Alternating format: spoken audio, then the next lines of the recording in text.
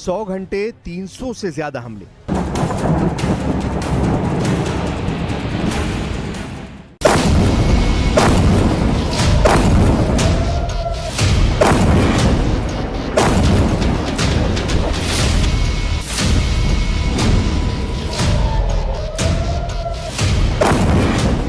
सौ घंटे 300 से ज्यादा हमले। तेल अवीव से लेकर हाइफा तक हाहाकार मचा है। ईरान अब जिस वक्त चाहे जहां चाहे इजराइल की हर उस लोकेशन को टारगेट कर रहा है जहां नेतन्याहू की नस दबी हुई है, यानी इजराइल के वो शहर, वो लोकेशन जो उसकी सुरक्षा के लिहाज से बेहद खास मानी जाती हैं। हाइफा की इन तस्वीरों को देखकर इजराइल का दम घुट रहा है। नेतन्याहू के सबसे खास शहर और ठिकाने इस वक्त ईरान की जद में है। कैपिटल तेल अवीव के पास बेन गुरियन इंटरनेशनल एयरपोर्ट, आर्थिक राजधानी हाइफा, दक्षिण में नेगेव का नेवातिम एयरबेस, नेगेव में ही इजराइल का डिमोना परमाणु अड्डा।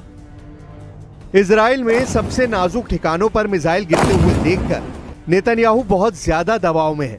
ईरान की मिसाइल जहां मन आता है वहां गिरती है, जहां खामनेई चाहते हैं वो ठिकाना तबाह कर देती है। ईरान की मिसाइलों को रोकने वाला इजराइल में नजर नहीं आ रहा। 13 जून को इजराइल ने ईरान पर हमला करके वाकई खामनेई को चौंका दिया था। तब ईरान के बड़े बड़े कमांडर ड्रोन हमलों में मारे गए।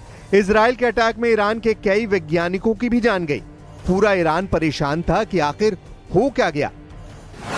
लेकिन जब ईरान का बदला शुरू हुआ तो 13 जून को ईरान ने इजराइल पर करीब 150 मिसाइलों से हमला किया। 14 जून को ईरान ने 100 मिसाइल दागी और 15 जून को भी इजराइल पर 100 मिसाइलों से हमला किया गया।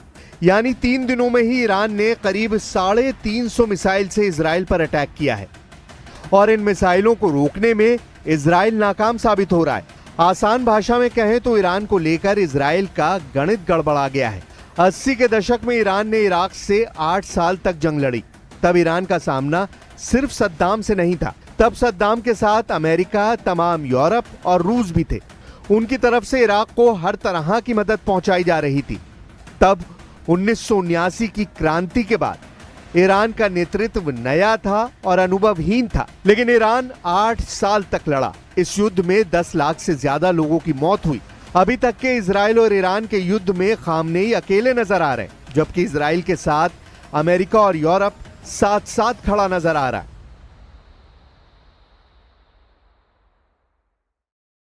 Well, I hope there's going to be a deal. I think it's time for a deal, and we'll see what happens. But sometimes they have to fight it out. But we're going to see what happens. I think there's a good chance there'll be a deal. शुरुआत के 3-4 दिनों में Iran ने Israel और उसके साथी देशों की गलतफहमी बहुत हद तक दूर कर दी है। ईरान की मिसाइल अब इजराइल को आंख झपकाने का मौका भी नहीं दे रही है। यही वजह है कि बड़ा सवाल ये भी है कि इजराइल का मिसाइल डिफेंस काम क्यों नहीं कर रहा। जिस इजराइल के पास दुनिया का सबसे बेहतरीन एयर और मिसाइल डिफेंस है, उसका स्ट्राइक रेट गाजा में हमास और हिजबुल्लाह के खिलाफ 90% था, लेकिन ईरान की मिसाइलों के खिलाफ उसका स्ट्राइक रेट 60% भी नहीं रह गया है। पश्चिमी मीडिया की रिपोर्ट्स बता रही हैं कि अब इजराइल ईरान की हर 10 में से सिर्फ 6 मिसाइल ही रोक पा रहा है। यहाँ जा रहा है ईरान पर इजराइल के हमले से इस युद्ध की शुरुआत हुई, लेकिन अब तेल अवीव से लेकर हाइफा और नेवातिम जैसे बड़े बड़े अड्डों तक ईरान की मिसाइलों का खौफ है, क्योंकि ईरान ने पूरा बदला लेने का वादा किया है।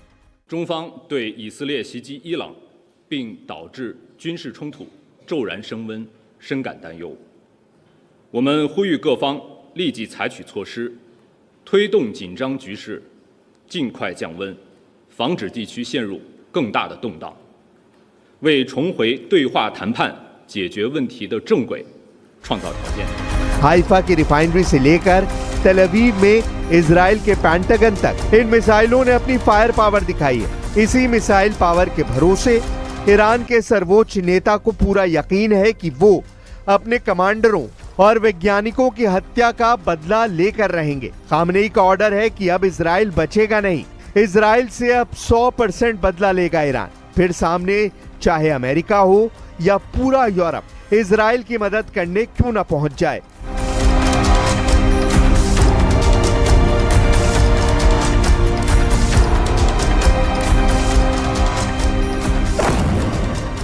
बरसात, ईरान ने किया जंग का ऐलान। क्या ईरान कर पाएगा इजराइल पर फतेह? इजराइल का प्रहार, तेहरान में मचा कोहराम। चारों ओर से घिरा ईरान, तबाह होगा तेहरान। ट्रंप का फाइनल ऑर्डर, क्या होगा अंजाम?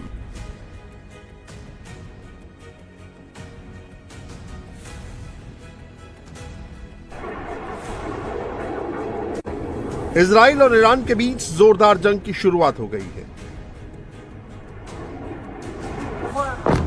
इजराइल और ईरान के बीच जंग का आज छठा दिन है।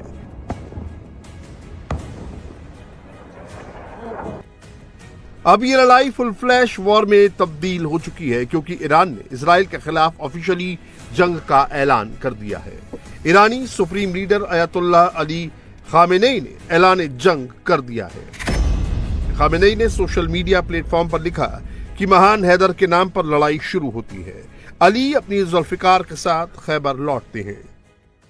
खामेनेई ने अपनी इस पोस्ट में 4 ऐसे शब्दों का इस्तेमाल किया जिसमें हैदर, अली, जुल्फिकार और खैबर का नाम शामिल है। आपको बताएंगे कि खामेनेई ने हैदर और खैबर के नाम से जंग की शुरुआत क्यों की, इन नामों का इस जंग से क्या कनेक्शन है। खामेनेई के ऐलान के साथ ही ईरान ने इजराइल पर बड़ा अटैक किया। ईरानी मीडिया रिपोर्ट्स में दावा किया गया कि ईरान ने इजराइल पर खैबर शिकेन मिसाइलों से हमला किया है।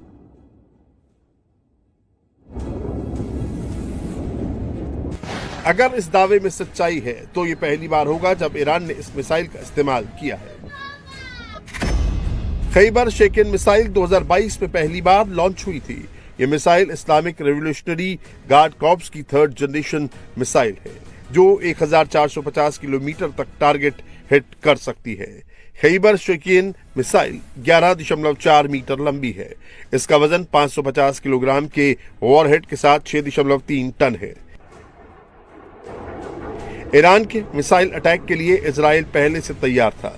इजराइल के एयर डिफेंस सिस्टम ने ईरान की मिसाइलों को इंटरसेप्ट कर हवा में ही तबाह कर दिया।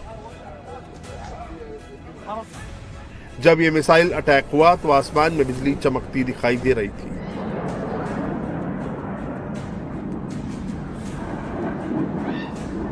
और चारों तरफ मिसाइलों की वेव्स नजर आ रही थी।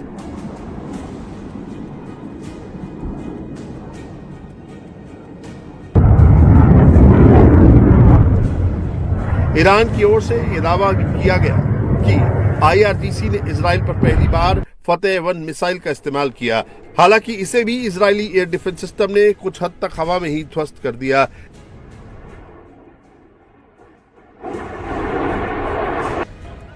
लेकिन IRGC ने दावा किया कि फतेह मिसाइलों ने इजराइल के एयर डिफेंस सिस्टम को भेद दिया और बार बार उनके सुरक्षित ठिकानों को निशाना बनाया है।